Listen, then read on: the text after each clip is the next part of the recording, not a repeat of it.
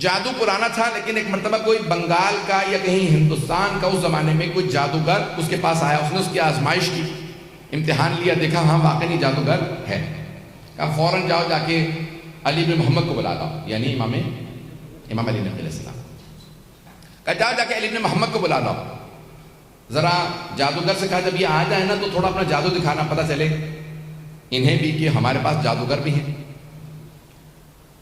واقعہ ذہنوں میں مجھ صرف اشارہ کرنا ہے۔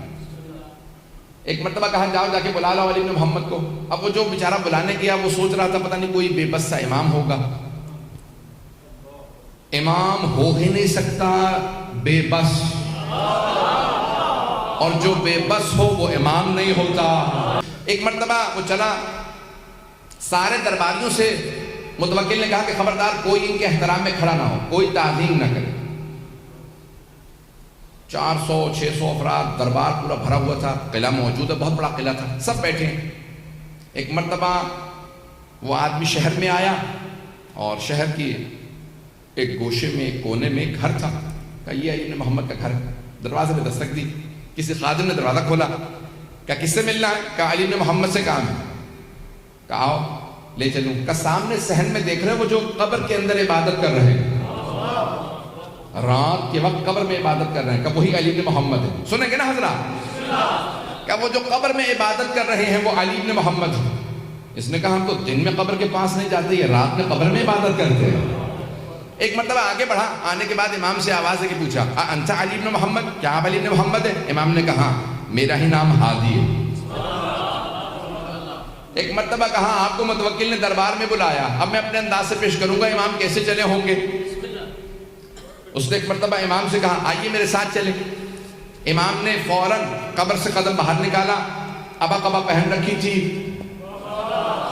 ولایت کی قبا اوڑھ رکھی ہوگی، امامت کی ابا لے رکھی ہوگی، سر پہ عصمت کا تاج ہوگا، ہاتھ میں تولا کی تسبیح ہوگی، تورا کا ڈنڈا ہوگا۔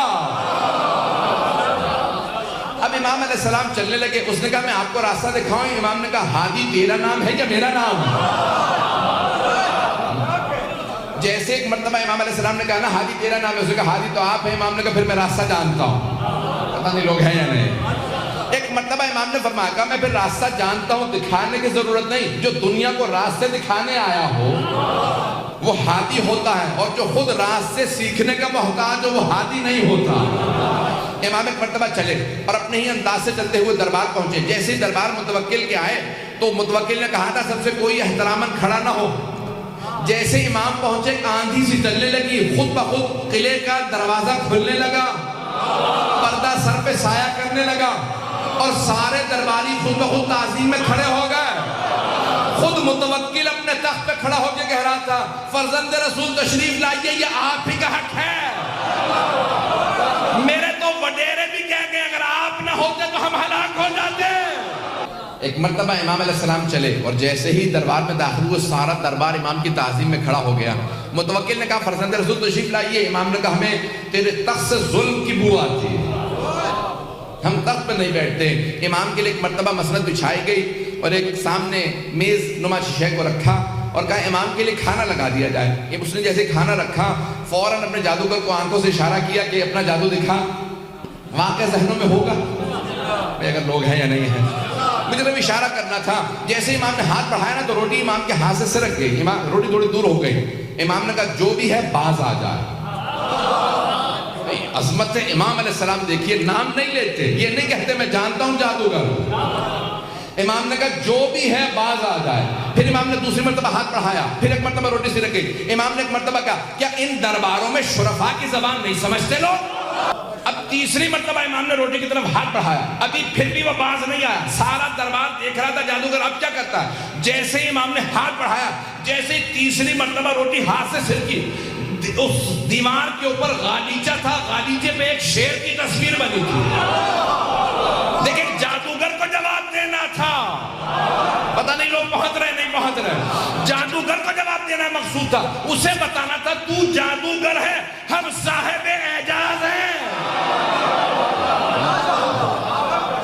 امام نے ایک مرتبہ وہ جو دیوار کے اوپر غالیچہ تھا، غالیچے کو دیکھا جس پہ اسد کی شیر کی تصویر بنی تھی۔ عربی زبان میں شیر کو اسد کہتے ہیں. امام نے شیر کو دیکھ کے عربی میں کہا ایھا الاسد، او شیر تو دیکھ رہا تیرے ایمان کی توہین ہو رہی ہے. ایک مرتبہ سارا بندہ پریشان ہونے لگا. لگ یہ رہا تھا کہ غالیچے پہ جو شیر کیا عکس بنا ہے وہ عکس نہیں رہا، شیر بن رہا ہے. وہ شیر بن کے آگے بڑھا. نہ اس نے امام سے پوچھا کہ کسے کھاؤں. ایک مرتبہ جادوگر کی طرف بڑھا، اسے بغیر خون کا قطرہ گرائے پورا نکل گیا، اور پورا نکلنے کے بعد امام کے سامنے آگے کھڑا ہوا اور ایک مرتبہ فصیح عربی زبان میں کہا فرزند رسول اگر آپ اجازت دیں متوکل کو کھا لو. متوکل نے ہاتھوں کو باندھا، کہا فرزند رسول اس سے کہیے واپس چلا جا، یہ دوبارہ عکس بن جائے. امام نے اشارہ کیا واپس چلا جا. کہا وہ میرا جادوگر تو واپس کر دے، وہ بہت قیمتی تھا، میں ہندوستان سے ہند سے لایا تھا. عربی میں ہندوستان کو ہند کہتے ہیں. کہا میں ہند سے لایا تھا، وہ معمولی نہیں تھا. اس شیر سے کہیں میرا ساحر میرا جادوگر واپس کر دے. ساحر عربی میں کہتے ہیں جادوگر کو. امام نے کہا جب جناب موسیٰ کا عصا اژدہا بنا تھا اس نے فرعون کے جادوگروں کی رسیوں کو کھا لیا تھا، لیکن جب جناب موسیٰ نے اٹھایا تو دوبارہ عصا بن گیا. جب عصا بنا تو اس نے جادوگروں کی رسیوں کو اگلا نہیں تھا. اگر جناب موسیٰ کا عصا واپس کر دیتا تو یہ بھی واپس کر دیتا.